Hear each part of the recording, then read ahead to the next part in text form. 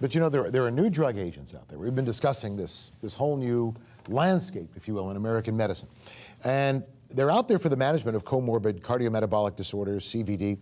How have these new drugs affected the expectations of physicians and the expectations of patients in terms of outcomes? And if there are disparities between the expectations and the reality, what are they? Well, you know, I'm not so sure that there are that many drugs out there that will do this comorbid effect.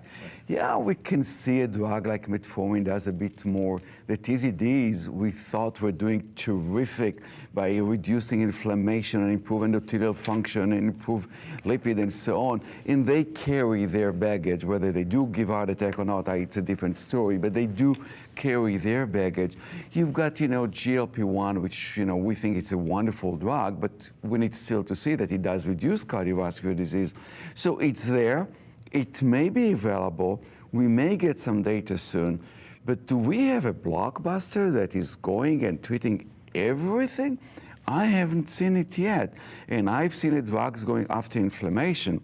And you see inflammation in rheumatoid arthritis, by the way, another condition which is sitting duck for diabetes and cardiometabolic aspects. But inflammation would be part of cardiovascular disease, would be part of diabetes, and would be part of rheumatoid arthritis.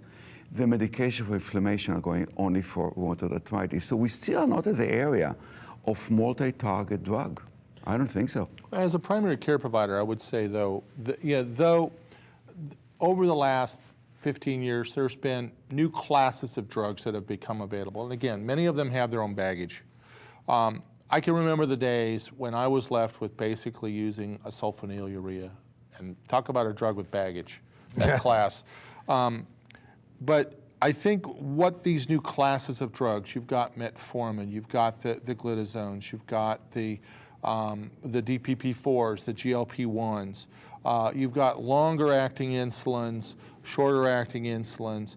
What it's really done for the providers is allowed them the flexibility to treat an individual patient rather than treat a specific protocol. And I think that's been demonstrated by the AACE and ADA's approach to the management of diabetics, where they have been said, okay, give everybody metformin, and then after that, do what's best for the patient.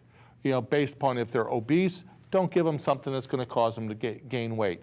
If they're at risk for hypoglycemia, don't give them a sulfonylurea. Use this, use that. So I think that's what these drugs... And in that respect, I absolutely agree with you. As a one disease, but addressing the whole comorbid picture... Well, there is no silver bullet. There is no. We need multiple medications. All right. And with that,